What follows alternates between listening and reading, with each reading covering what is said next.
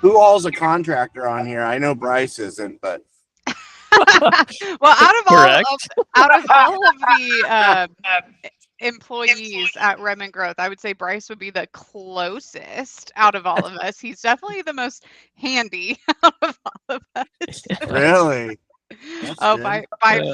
by far, I'm not at all. I'm Travis, one of the guys you guys don't you. like. I'm a DIYer, doing my own bathroom Uh, remodel and fence builds and oh no, I don't pergola mind build. DIYers. I just mind the DIYers that try to tell the real wires how to do their job.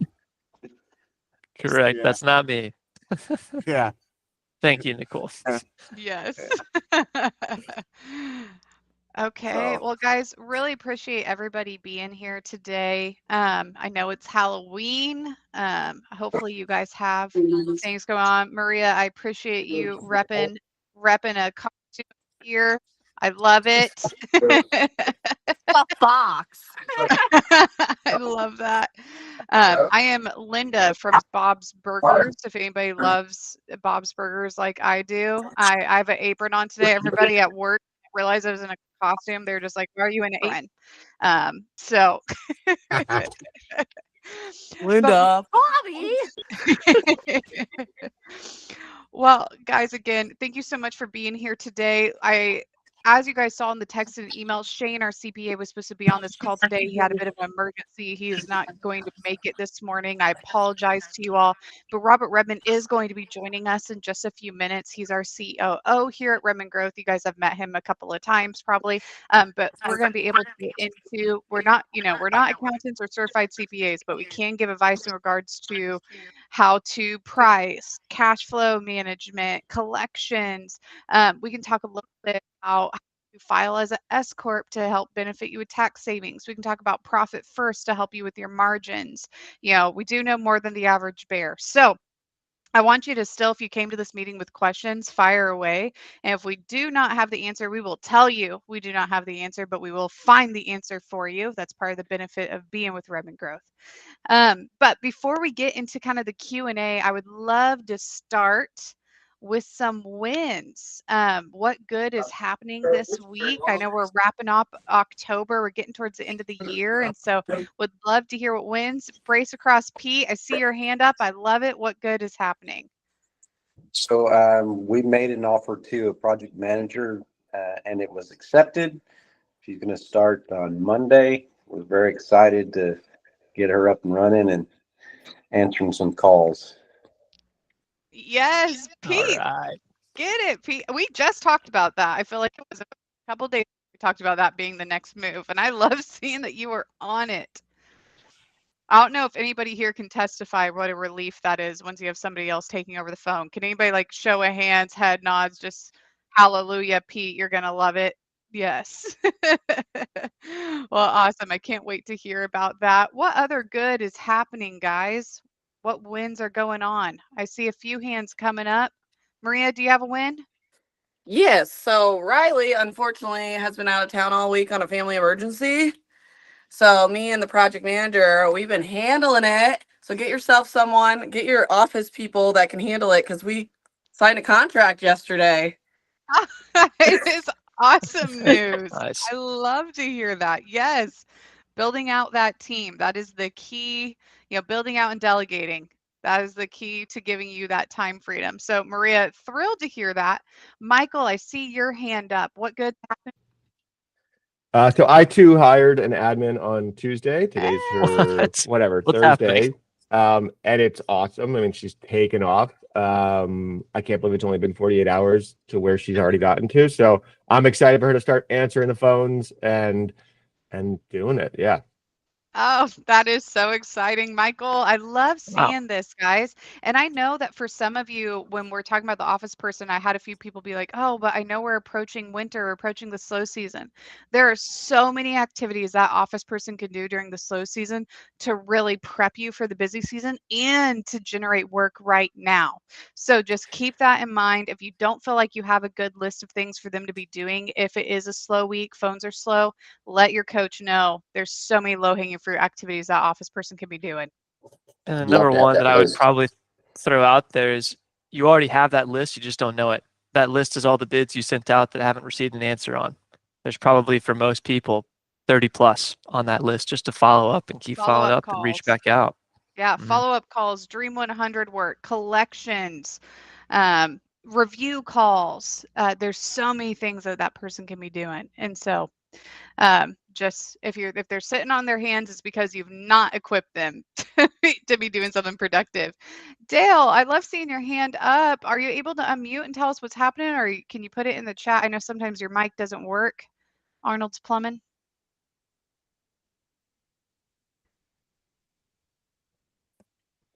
Do you have a win, or maybe you're?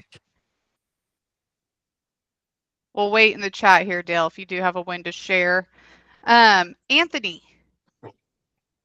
Hey, good morning. We so we as well we hired an office administrator. What is happening? Yeah, we hired one. They started Monday, and so I've been able to see my family for the first time in 3 years.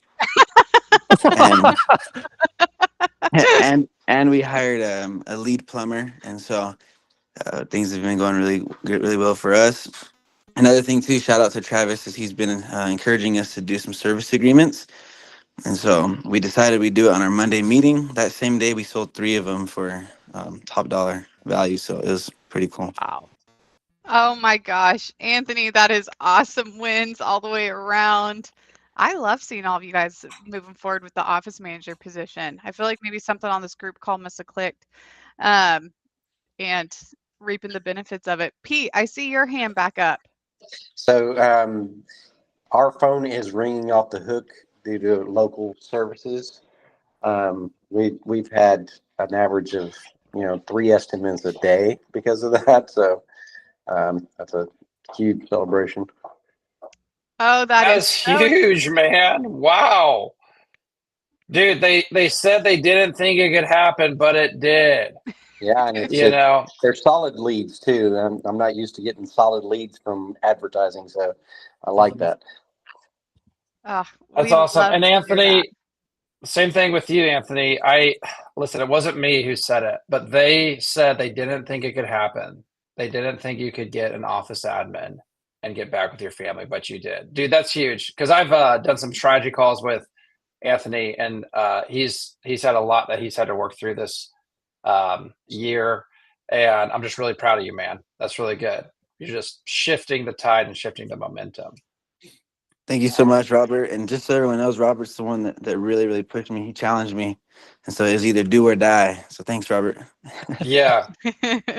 Yeah, that's what I told him. You're either going to do this or you're going to die. And yeah, no, I'm just kidding. We have all our right, Jordan. Yes. Electricians near me. Let's go. What wins are we having, guys? We worked previously with a different marketing company, Thrive, and we tried to get Google verified for about 3 months. Never went through. We ended up firing them, moving on to Redmond Growth, and within like 2.5, 3 weeks, we were Google verified. Already got 2 leads, two closed estimates. Well, the job's not done yet, but received 2 jobs out of that. And I mean, already looking like we're coming up higher on the Google search engine and all that stuff. So that's good. Yeah. That's awesome. Yeah, if the job's not done yet, probably a good job, I would assume, or a larger job. Yeah, we just haven't. One of them's relocating a panel, and one of them's installing a ring light. So I mean, kind of all over the place. Yeah, and gets your foot in the door, builds that customer list. Such great. And the other great thing about that is Nebraska isn't having that bad of a football season. We're all really happy to see that. It was a close one against Ohio State, but things are looking good for the Cornhuskers. Maybe we can make a bowl this year. If we beat UCLA, which hopefully we can, we'll go to the bowl for the first time in like 10 years. Dude, what I would love even more than that is if you guys beat USC, because as a Lincoln or as a OU football guy, there's nothing I love more than seeing Lincoln Riley lose nowadays, just like he did to Michigan. And so Yeah, I think like if Nebraska beats USC, we might give you like I don't know, like a discount on our services or like a free Hey, something. Like yeah, that'd be awesome we need you to like get the team ready for that game or something. You know, for sure. I'm For just sure. kidding. I love that, guys. And just a quick note, because we've mentioned Google Local Services now here a couple times. Our remodelers and plumbers probably got an email this past week, and you're going to get an email from us as well, just kind of walking you through the steps because we've had a lot of questions here recently. Going into 2025, bathroom and kitchen remodeling, which has currently been under the general contractor category on Google Local Services, those are now going to be their own categories on Google Local Services. This is actually good news. Anytime that Google adds an industry, that's usually an indicator that there's a demand, like the volume is high enough that they want to make those their own industries. So for those of you that do promote those services, this is an opportunity to potentially get a lot more calls. And so if you're a remodeler, just go into your Google Local Services to the profile and budget, and you'll click the job and you'll be able to add those two categories. Depending on what state you're in, it's going to ask for different type of licensing. So I'm not going to get too into the weeds with that. We'll just kind of work through it with each client, but just whatever Google is asking for, you have to provide in order to advertise for those services.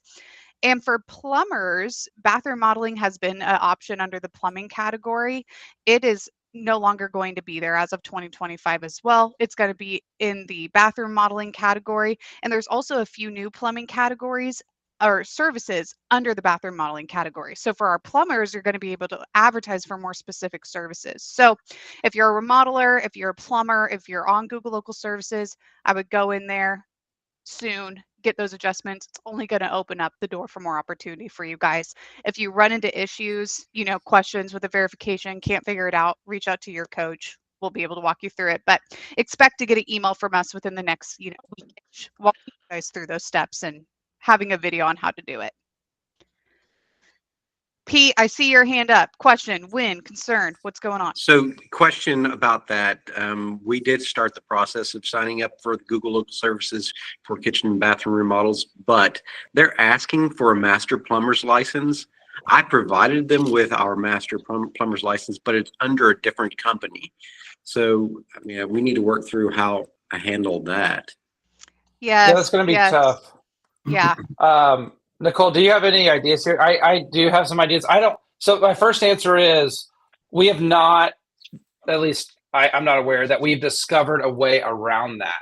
But knowing Google and what has worked for stuff like this in the past and what hasn't worked, I think there's some suggestions that I'd like to do or like to make. The first thing is there any way to transfer a master license under a new company? Like, would you have to contact the I don't even know what it would be, the like state plumbing board or something? Yeah, that's a question. We have talked to Google now several times. Kate and I have both reached out this week on this topic, and I just want to let everybody know who's here. The issue that Pete's running into, it's not a guarantee you're going to run into that issue too. Like I said, it's different per state. So just go ahead and try to sign up for bathroom modeling if you're a general contractor, and then just see what Google asks for. Because we've had remodelers where they're not asking for a master plumber's license. It just seems like it's kind of dependent on the state.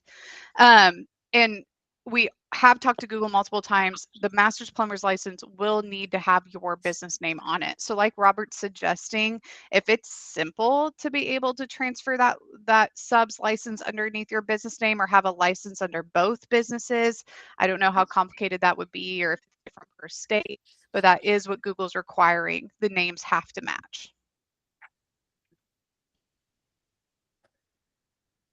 Yeah, I would try to look into see if you can get that license name transferred under a new name. I'm sure there's got to be a way to do that.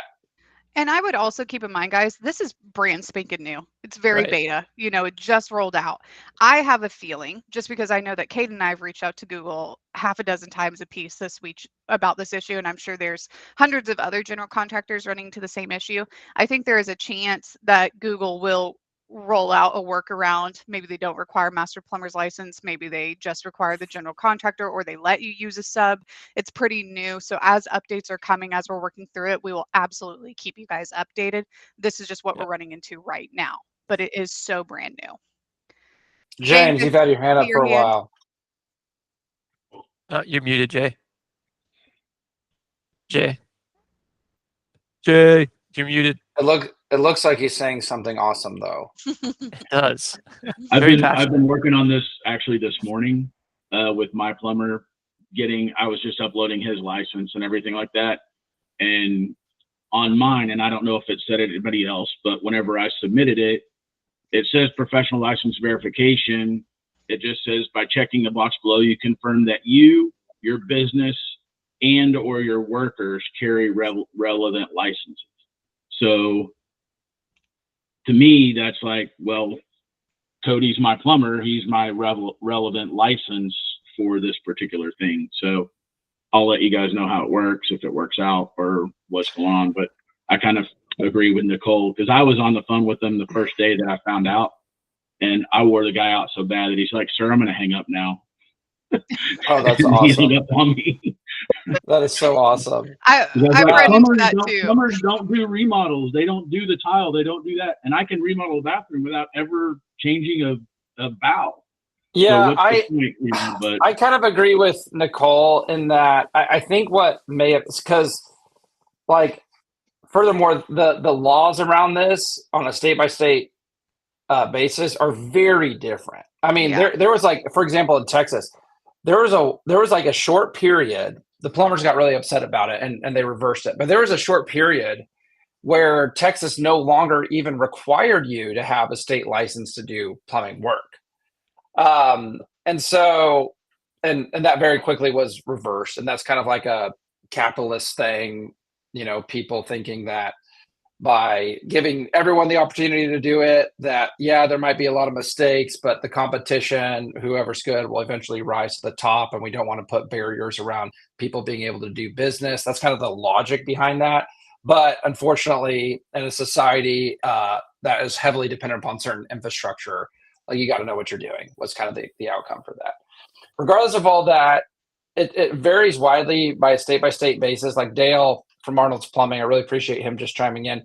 And I would imagine this is how it works for most people. They don't license the company, they license the individual, right? I imagine that's how it works for most people. But it sounds like someone said that a company was attached to a license.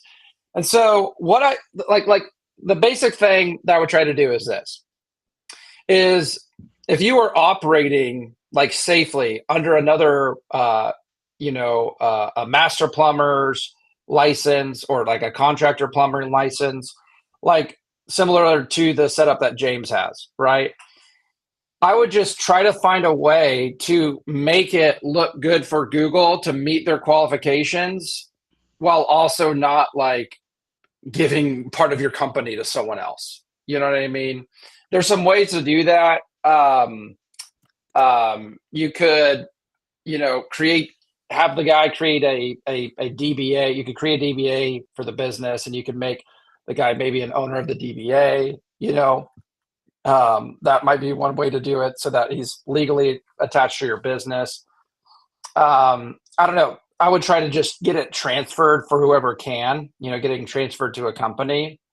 Do you know, Nicole, yet what qualifications that they're requiring to, or to show that, like it's not just your name, but like, does the owner have to fill out? Yeah, this is really good. This is what I'm asking. This is what they asked for. And again, guys, this is not happening for every single person. I had a remodeler in California sign up yesterday. They did not require a master plumber's license. And so just go ahead and try to sign up and see what Google asks. That's the only way to know what they're going to ask for your state. But we're running into this most commonly, where this is what they're asking for. They're asking for a master plumber's license. You'll be able to click this little button here in a drop down to see if they're accepting any other licenses for you. But this is the little subtext we're seeing underneath it, where Google Local Services Ads matches your license against the owner's name or business name. So it either needs to have the same business name as your Google Local Services, or it needs to be the same owner's name that Google Local Services has on file when you did your original background check as the owner. And The other thing that I think is valuable to Bryce. add into this again is we're, like Nicole said, it's last week when all this is starting to come out. And the great thing is this time, different than other times with Google, they're not implementing this change fully until the beginning of next year. So they're actually giving us time for the first time to be able to respond. Yeah, And so it's really good. we're going to work through this for sure. We're putting a lot of effort and energy into making sure we have a right solution for you guys. With all this said, there is one other thing I want to make people aware of. Have we talked to them about what's happening to the map pack recently? Have we talked about that in a group call? Not here. Okay, so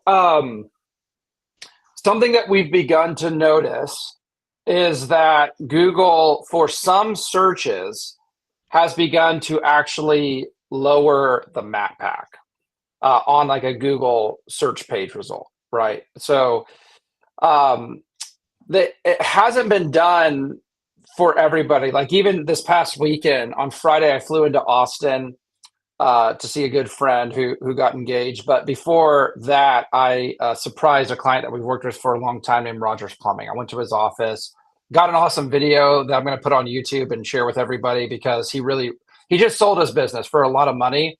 And I made a video kind of like breaking down what his business looks like and how it operates to show everybody like what a business that sells, like a plumbing business that sells looks like. But I was talking to him about this and I started doing searches in his area and like this didn't affect his area, right? It's been kind of weird. But all that to say is that a few expectations on this. First thing is this doesn't necessarily come at a surprise to us because Google is going to do whatever that they can to make money off the top search results. They've been doing it for years. They've been doing it almost since the very beginning with the original Google ad. The original Google ad was, you guys, if you remember back to early Google search history, all there was on a Google search page was the results, but at the very top, you had like the pay-per-click ads, right? And they still have those ads, but they've added a lot more kinds of advertising. And so the two things is that Google is going to probably place a greater emphasis on local services, right? Typically, the local services result only has 2 or 3 companies. They might make room for more companies being in that top result, right? So that's just something to be aware of, is to continue to place a priority on managing your Google services the right way. Travis worked hard to put together this awesome document to show you how to rank higher on Google local services. The things that you have to do, the things that Redmond Growth does, and then the things that we just don't have control over, which is like proximity, which is like a major ranking factor in local services. And so I don't know if we can throw the link to that document. I think we've given it out in the past, but I don't know if we can throw the link to the document of how to rank on local services higher in the chat. But just be aware that you might see some changes in a lowering of a Google Map Pack. The second reason that they're doing this is because they're trying to make more room for this new thing that everybody's talking about, but we have yet to really see how it plays out, which is AI. So Google is beginning to lose search traffic and search volume to ChatGPT because people are asking ChatGPT questions that they used to use Google to ask, right? Now, most of these questions pertain to kind of lifestyle, education type of questions, how-to kind of questions, like more people looking for information, less looking for services. Which is why I talked to our head of SEO, Dan Page. He's our SEO and web director. I talked to him about it. And what he said is he's like, he would be surprised if for local results, like for local searches, local keyword terms, local services, he'd be surprised if they ever permanently moved everybody's map pack, right? And just to show an example, because I know that we're throwing out a lot of terms here with ranking SEO, Google local services, map pack ads, all this stuff. What Robert's talking about here is on some searches, like the one I Yeah, have pulled up thanks. here, what we've noticed is that usually you have like Google Local Services, then Google AdWords, which is what this is. This is actually a client of ours, plug. Yeah, number Um, one, by the way, that's a client of ours, number one ranking. So anyway, and then if we this is also them again and again. But if we scroll down, just the map is a lot lower than what we normally see. But I want you guys to recognize this. I typed in Owasso heat and air, we get this weird situation where the map's a lot lower. But when I typed in Owasso HVAC, this is what a normal search looks like. This is what we're used to seeing is it goes Google Local Services, Google Ads, Maps section of Google. What we're talking about here today, guys, you don't really need to take any action on this other than the activities we know Google likes to see. You know, Travis has put a link to that document about how to rank higher on Google Local Services. You guys know how to rank higher with your Google business listing as well. You know, getting reviews is the primary thing. And so you guys don't need to take any action other than what we're trying to communicate is it's more important than ever for you to be doing those things. The adjustments that we're seeing to the search on Google, for those of you who are consistently good at getting reviews, who are managing your Google local services well, it's only going to benefit you.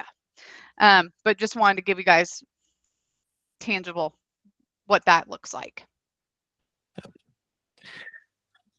Any questions? I know we just threw out a lot. yeah, that was a lot. So here's kind of the takeaway is we're just making you guys aware of stuff, right? The whole world isn't changing. Everything that the way Google works isn't changing. And it probably won't change a whole lot, even with AI and the greater placement on local services for the search terms that your business would find new customers with, right? That probably won't change because one thing Google does and will probably forever beat ChatGPT in is actually giving Google searchers like really solid search results for services, local services that they're looking for. I even tested ChatGPT and I was like, hey, can you help me find an electrician in Tulsa, Oklahoma? And the literal result was that like you can search Apple Maps or Yelp. It was funny that they didn't mention Google, by the way. Like this is supposed to be an AI unbiased kind of thing that's specifically not telling you to go to Google. Anyway, so that's the main thing is that we're making you aware of stuff. We're wanting to let you guys know that we're staying ahead of the game on this stuff. And the main thing is in terms of like an action or takeaway is to keep managing your local services dashboard. Something I told the team in our team meeting yesterday is like we have everyone's leads go to CMM. That's my goal is I want everyone's leads to go to one place. But that doesn't mean that you can neglect like managing your leads and making the updates that are important in your local services dashboard. That still needs to happen, right? Yeah. And so that's the main takeaway is keep on managing your Google local services the right way. That reminds me, Robert, especially, you know, Jordan, you guys just got on Google Local Services. In the beginning, when you first get on Google Local Services, typically we see a big influx of leads in the beginning. That's kind of Google testing you. They're saying this is a new person on Google Local Services. Let's rank them. Let's see how they handle leads. And so it's really important that you guys are filing those leads. If you book an appointment with them, you're marking them as booked. Even if you don't end up getting the job. If you book an appointment, give them an estimate, we want to mark them as booked. We want Google know we are doing something with the leads that they are sending us. I know I meet with you guys after this, and I'll walk you through all of that. But for any of you who are brand new on Google Local Services, the first couple weeks are so crucial. You're going to see, you know, how you handle those first couple leads that come in is really going to help determine how you rank in the future. You know, so just manage it super, super well. Laura, I see your hand up. Would love it. I'm sure you have a question about ranking and reviews, and so would love to hear what question do you have. Yeah, I think. Hi, good morning. So you kind of answered it, Nicole. So in managing the Google Local Service page, you know, it asks you to rate the lead, and then after you rate it, whether you've booked it and to enter customer information and whatnot. So the leads that we're getting through Google Local Services, it's like sometimes there are people looking for a job. The one I got yesterday was a lady that had a family heirloom table lamp that she wanted a new cord put on it. So I've just been marking it like this is the best customer ever, and we booked it, and we're going to retire off of this job. It's so great. And my intuition is like, well, I wonder if Google is smarter than me, and I'm sure they are actually. Like they'll go back and look at that and like, she's lying. Bad girl, you get nothing. Yeah, if it's a bad lead, don't mark it as booked, For unless it is sure. a job that you want. If it's somebody who's asking for a service you do not provide, or they're in an area that you do not do work, or they're not a legit customer, don't mark them as booked. In fact, I want you to rate that lead as bad, because Yeah. Okay, Google good. Okay. is pretty honorable about, recognizing that, and it only helps their algorithm, as well. And so if it's something you do not do, if it's a bad lead, mark it. Now, I want to clarify though. There's a difference in between bad leads and annoying leads. If you get somebody calling asking for a service, you provide the area you work in, but they are a tire kicker, a Karen, whatever you want to call them, that's still in Google's eyes a good lead. And so Ah, those we want to let Google know what we did with. But if it's just simply somebody like not a real customer, not legit job that you do, we want to rate that one. We want to dispute it. okay. Yeah. Thank you. I'm glad I asked. Okay, thank you. Yep. The main thing Google's looking for is those successful interactions. And they're going to pair a search term with a person and a business. If there's a successful interaction, which is this marked as booked or marked as completed, they're going to pair those things together and try to have more of that type of interaction happen again. Search term, person, business. So if they're the kind of lead, like Nicole's saying, definitely do it. But yeah, you should never have to pay with local services. The reason we go for it is because they've been hands down the most business friendly lead generation tool on the market. And they are honorable in disputing and giving credit back on those leads. So you should never be paying for somebody asking to like, hey, are you hiring? Or, do you need a plumber for this or that? That definitely you should never pay for, and you should never pay for a robocall either through local services. Yeah. Once you guys move it though to archive, you typically cannot do anything with that lead at that point. And so you have 30 days to rate a lead, to dispute it, to get a credit money back if you got charged for when you shouldn't. And then just keep that in mind. Once you archive it, it's kind of like Google's like, okay, you did what you needed to that lead, can't do anything else. And so just make sure that when it's a new or active is when we want to be making those adjustments. Yeah. And the last two things I'll say on this is one, in the rating, don't be too particular. Either be very satisfied or very dissatisfied. Because otherwise Google's not going to do anything with whatever you're giving them information on. It's give it the top or give it the bottom. And then the last thing is if you're using the local services app, delete it. It's garbage. It doesn't work. Garbage. You They need to can't get see rid it. of it. Yeah, you can't see all the stuff you need to see. Everybody gets frustrated with it. I know it's an extra step, but to do this stuff with local services, log in on desktop. The app is not going to do what you need it to, unfortunately. Yes. I'm glad you mentioned that, Bryce. We get that a lot. Yeah.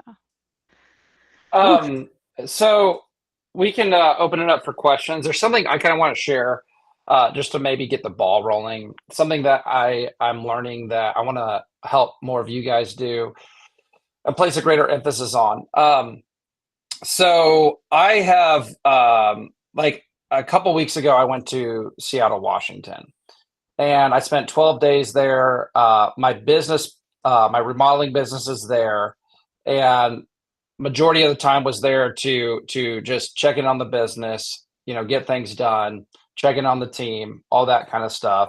My business partner asked me to officiate his wedding too, which was a huge honor. No one's ever asked me that. It was a great honor, but that got me like face to face with realizing that our team was not doing a good job in setting expectations and communicating with our customers, which resulted in us running into a lot of problems that I'm having to help solve, especially because my Tyler's out on his honeymoon, and I don't want to involve him in stuff as much as I can while he's out.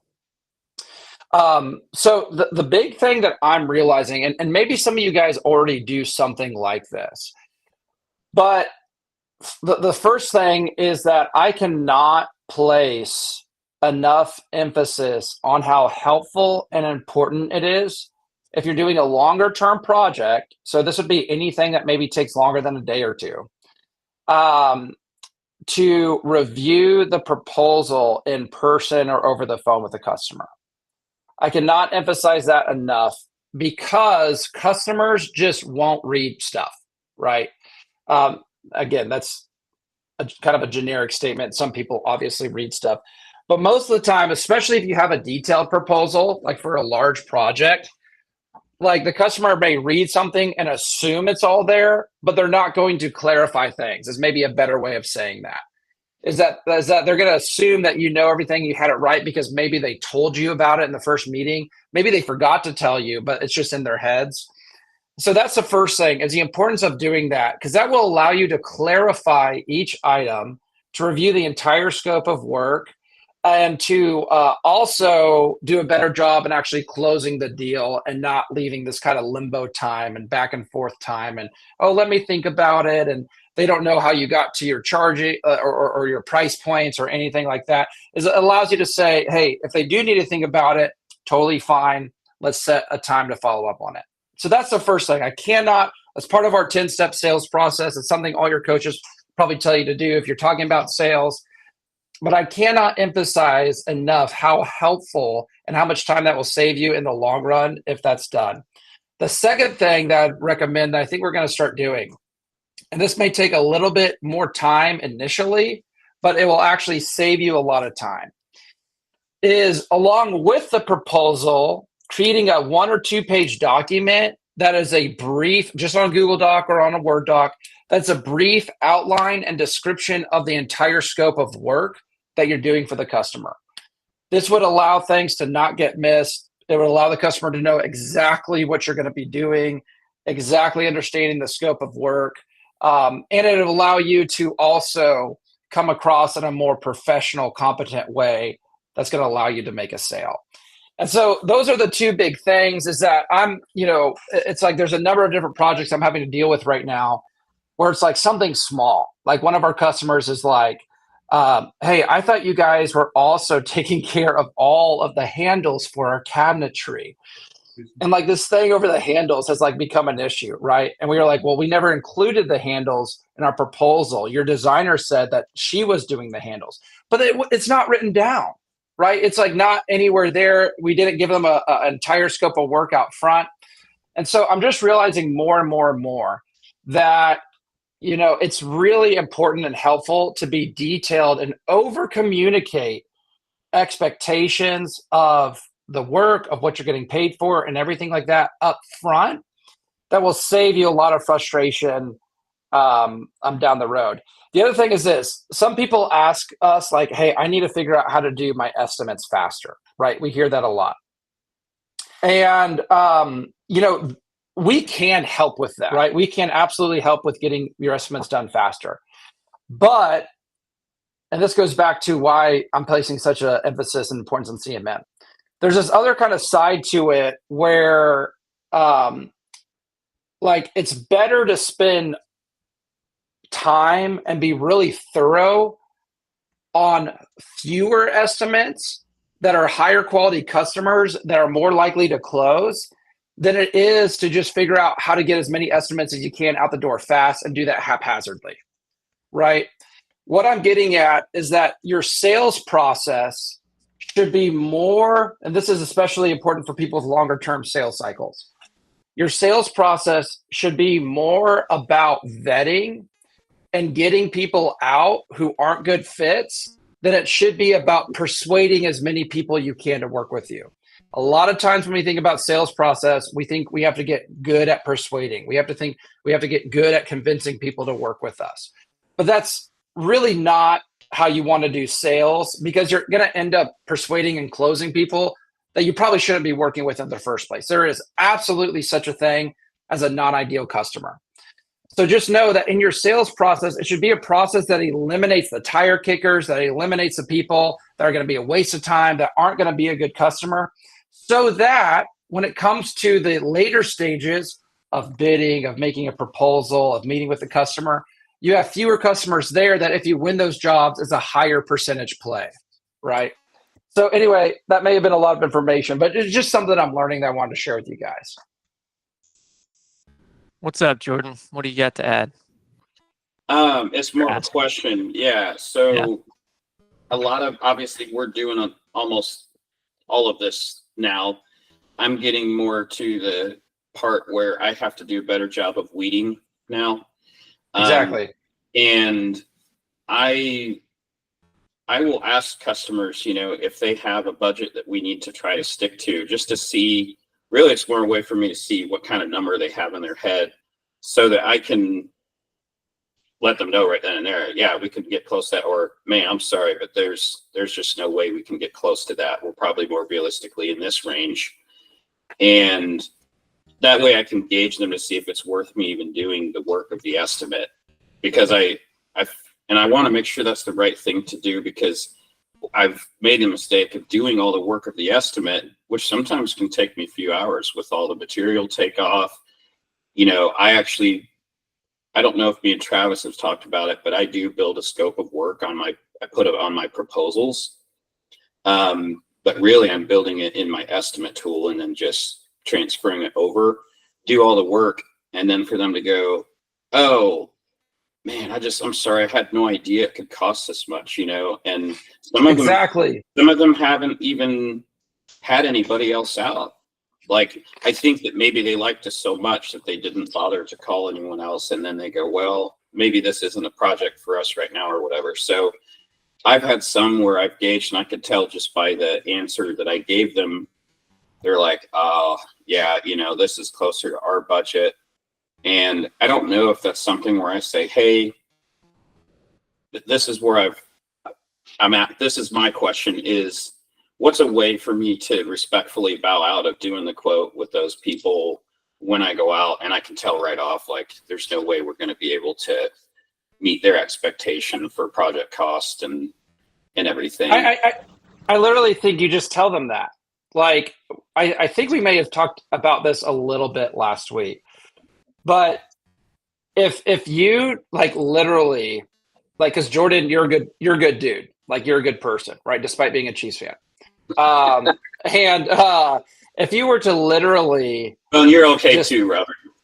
Yeah, I appreciate it. If you were literally tell them what you just said, like, that's like, and if someone gets mad about that, then number one, they're like a crazy human. Number two is you've just saved yourself from having to take on work that would have been with a bad customer in the beginning. I am very big on just communicating honestly and transparently to people. Like people can handle it and people appreciate it and respect it. There's not like moves or ways to like tell people the real deal. Like, when it comes to especially like more intensive construction work, it's almost like working with a doctor. That's the way I like to frame it. It's like you're doing surgery on someone's home, and like, if doctors tell you that you've got 6 months to live, like, or if you only have 6 months to live,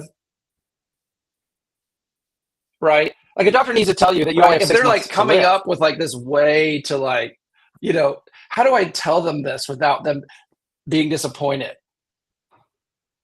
It's like you're going to end up mischaracterizing what's really happening. Like, not a good thing to do. And so I would just encourage you, Jordan, to tell them exactly what you just said. Try that. See how they react. They're going to end up respecting you and appreciating it in the long run. Yeah, what do those words look like? Just kind of like, hey, maybe. I just try to think through that, saying it out loud, right? Okay, so like, well, all right, I think we're so far off that we're too far apart for me to really put the work into doing an estimate for you. What does that wordage and verbiage look like? I would say that, hey, I think your budget expectations, it sounds like it's just a little bit far off. We would love to do this project for you. But it's not going to be really worth our time unless we're more in, this range for something like this. We'd love to do this. We hate telling you that, but that's just the truth of the matter. Like literally, like you're looking for the words, but you're saying the words, right? You're already saying them. I also think that whoever office staff is has some great feedback here in the chat. Lance, I want to hear you though, because I know you have something really good to say about this. Yes, Oh, it does. thanks. Yeah, I was gonna say, so whenever we go in someone's house to do an estimate, I'd like to dovetail on that question a little bit too, but our process is kind of like, we see a lot of the same things, right? Like you go and you see a floor, you see a bathroom, you see a kitchen. And ideally what I do is I let someone just kind of tell us, give me the vision, tell me the scope. What are you seeing?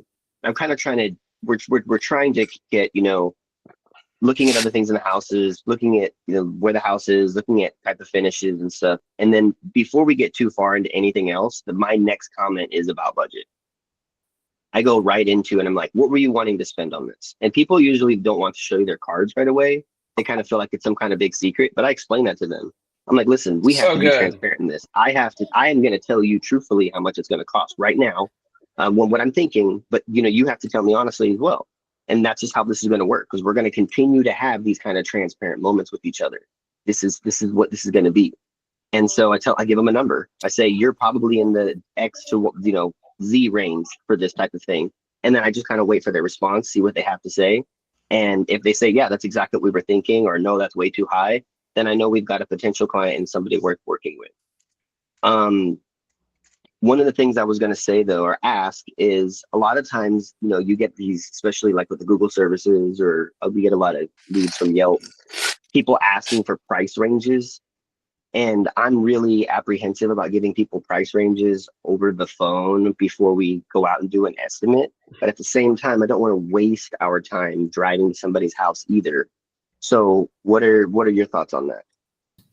So I kind of default to using the same principle that we were talking about before, right? I think having like a set of principles that dictate how you do business and how you want to show up can, even if it may not be the absolute best way a lot of times, will dictate the right way to handle these kinds of situations.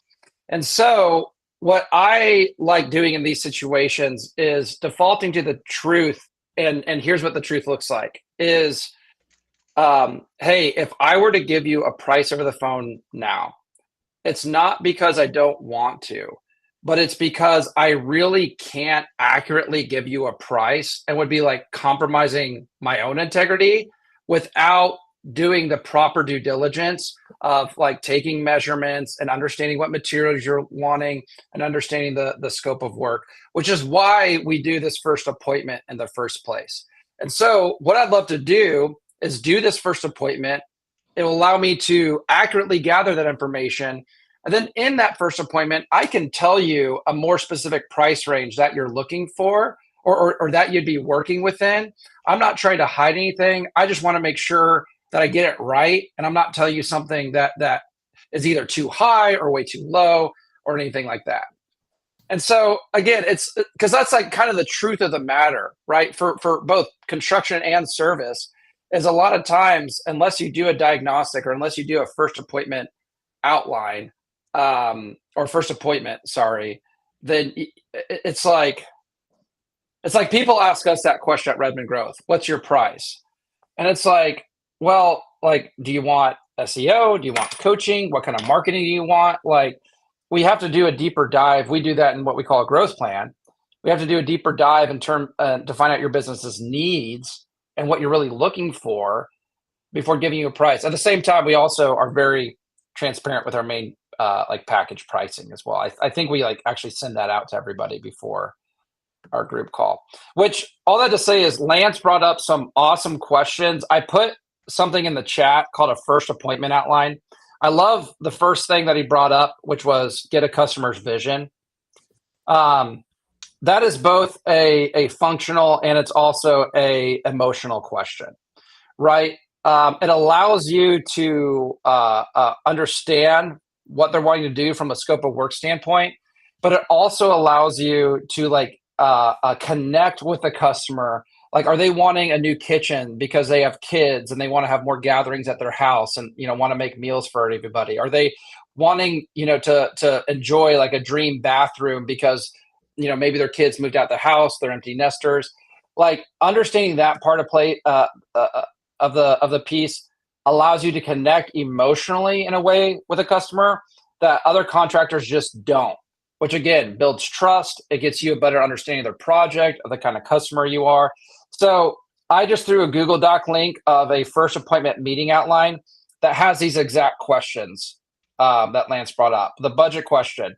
I really like how he framed that. And the way that I like to tell people is I just like saying, hey, a lot of people get uneasy when I ask this question, but it's not really defined because they think that we're going to try to charge them their max budget. I'm not trying to do that. I'm not that kind of contractor that tries to figure out how much I can charge you and get away with that overpricing. I just want to find out if this is going to be realistic for us and if what you're wanting to do is realistic for you. And then if it's not, maybe we can talk about what changes or modifications or work you'd like to have done within the budget you like to stay in, right? And so I think addressing the uneasiness of the question, like Lance recommended, is a great way to go on that. Brandon. Well, one thing we started doing too is in a lot of categories, we can create a pre-priced package that does have defined parameters. So if someone's calling and asking for a deck, we have deck packages that start at $12,000. Now the deck that they're asking for is likely $30,000, but we can show them a defined parameter, a defined price, how we got to that price, and we know that we can do that project for that price if it's a new deck, if there's no deck currently there. In a bathroom, it would be the same thing. Like you have a defined parameter for what you can do a tub shower surround for. There's something in that room that we can package and define the parameters to say, hey, in this area, I know that to redo a tub shower, like we can do a new shower surround starting at $4,000. Whatever the parameter is and whatever the price is, it's helped us communicate to the client that we're not just making up numbers. We do have a foundation for these packages. We still have to tailor that to what you're asking for. And so it's not to say that your shower is going to be $4,000, but within these parameters, that would be what we would charge. And when we've communicated that over the phone ahead of the first meeting, that's helped people understand that we're not coming out to reach for their max budget. We're not coming out to try and see what other things we can add on. We already have a method to pricing the things that we do know the parameters for. We're just coming out to tailor that to your particular project. Yeah, I think that's good. Bryce put one of our FAQ responses that we have on one of our scripts that reflects the heart of what I feel like you're saying there, Brandon. And yeah, I think that's really good. I think the person who does this the best is actually a guy that I mentioned earlier, Roger of Rogers Plumbing. And I'd love to get him. He's really good at like he had something like a 90 something percent booking rate for like all the leads that he had, right? His team in the office got so good at booking new customers that they had like a 90% booking rate. And then I think they had like a 75 or 80% closing rate from those book calls. But that's something that he's really good at managing as well. So anyone else?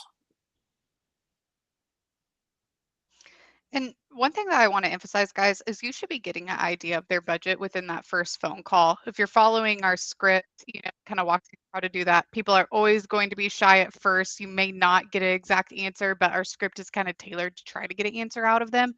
But in that first phone call, it's totally okay. And your office person or whoever's answering the phone does not need to be an expert in construction. You just need to provide them kind of ranges for your most typical projects. Like for a kitchen remodel, we can see that start around 40,000. And if you're getting, bougie AF, it can get all the way up to 100,000. Just depends. We would think the average is typically around 60. Is that sounding crazy to you guys, or is that realistically what you were planning for? And then you're just getting, oh yeah, that sounds like right what we were thinking. Awesome. Or if they're like, holy hell, I watched HGTV this weekend and thought I could get it for $5,000. And it's like, all right, well, we're not the right fit for you. And so just equip with kind of ranges and an average to your office person, whoever's answering the phone. And that's a really good way to get a feel on that very first interaction if this is somebody who has realistic expectations or not. Lance, I see your hand up. Yeah, I was gonna say, it's really awkward and uncomfortable to kind of have that conversation with people sometimes, especially when you come off with like a price that seems unrealistic to them. But that's where like we try to, teach our salespeople and whatnot to emphasize the value of what we offer versus the price. Lance, come on, man. In Texas, Preach. especially, you don't have to have a license to be a contractor. You do to have certain trades only. And so, that's where we really emphasize like the value we bring to the table versus the price. It's like, you don't want to end up being your own contractor. We don't go into all the horror stories and stuff like that, but we really do try to emphasize like that's an opportunity for us to explain like the value, the difference of what we're bringing to the table versus just the price. Like, oh, we're just, I know we're going to be higher. In fact, sometimes I lead with that. When I kind of get like a hint that somebody's like really price conscious, I usually just tell them, hey, I just tell you right now, we're not going to be the cheapest. But here's why. Yeah, that is really good. Dude, and again, it goes back to like working with a sense of principles.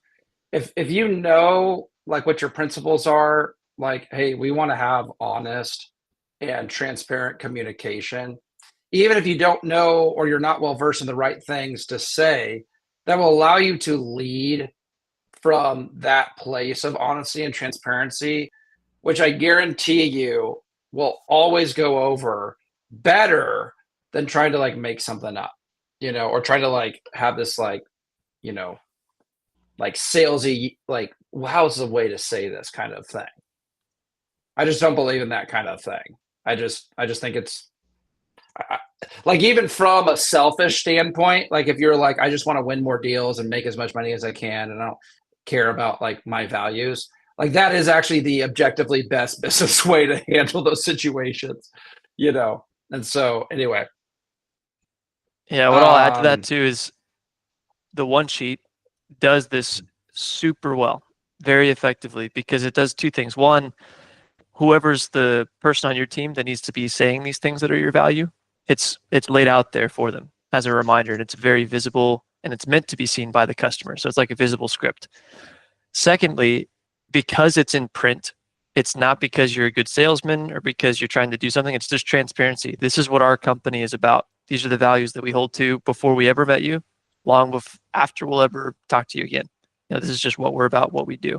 So the one sheet is a huge value add in that way. What's up, Jordan? Yeah, so the one sheet I've been handing customers, letting them know like, hey, here's some things you can expect along with your quote. And they seem to like that really well. My question is more, so I have a customer, I actually have the follow-up this evening that I scheduled. A quote I presented via video last week for about $19,000 in work. And he did get another quote from his contractor's electrician as well. And we were about $3,000 more than their quote for the same work. But he admitted that we were far more organized and did far more work to do the quote. So like he already kind of expressed some confidence in a more accurate quote, but just said they're really going to have to, look at it and see if it's something that they're even going to do right now. So it wasn't like a full on us versus them. But I think some of the difference too was that we were at 25% for our contractor's fee, and I think his contractor was at 20%. And I just out of curiosity put it at 20 just to see, and it knocked about almost $2,000 off of that. So then we would have been within 1,000 of theirs, and I think still profitable and doable. So I'm just trying to figure out if it comes down to that, what's the best way to have that conversation? Do I compromise? Compromise is not the right word, but do I offer that, hey, if it's a make or break deal, we're willing to do it at 20% instead of that 25, or do we hold to that? Yeah, you make those decisions by a case by case basis more than just a general rule that's dependent upon what you want as the owner, and also like what the current climate in your business is looking like. So like if this is something that like you're needing, right, and it would be a great benefit to you to have this job, and that becomes the most important thing than the profitability, then like knocking down your contractor fee would likely be like a more reasonable, better way to approach it. If you're already booked out and you're already busy, it's almost like I would never lower your fee in that case, because the market is already telling you that your services are more valuable than this other guy's. The last thing that I would say is that if you're ever marking down your fee, the first thing that I would look at, if you're in a situation where you're questioning that, is, can I do a better job framing the value of my services and of my team and that we're going to bring to this project? Price, while people make it like the like seem like the most important thing, is really typically not the most important thing for at least the customers that most of the people here would want to deal with. It's just a perception thing, right? It's just a perceived value thing. And so I remember Alex Hermosi in one of his talks gave this great example of like, he was like, who like, if I told you that you could have or he said, who would like in here would buy a Ferrari for like $150,000, $200,000? And like barely anyone raised their hand. And then he was like, what happens if I told you you could get that Ferrari for 10 grand, but you had to buy it today? And then like everyone raised their hand, and he was like, whether or not you had the money, you'd find a way to get the money. And his lesson was more of a perceived value lesson. The value was framed in a way where, regardless of the price point, people thought, this is enormously valuable. I need to take action now, and I need to figure out a way to make this happen. And it's a dramatic example. It's a drastic example, but it still kind of is a good example to indicate that it might be opportunity to look at the way that you're presenting yourself and selling, to say, hey, he does charge more than us. Like they do, but here's what we do better than everyone else that you're going to experience whenever you bring us on board. Awesome. Thank you, Jordan, for the thumbs up. Anyway, all right. I think we have to wrap up, Nicole. Okay, guys. Well, happy Halloween. Thank you all for being here. Oh my If you have gosh, I forgot. It was Halloween. Don't hesitate to reach out to your coach. We're going to do a big 3, 2, 1 grow. So if I could get everybody to unmute, we'll do 3, 2, 1 grow. Grow. Bye, guys.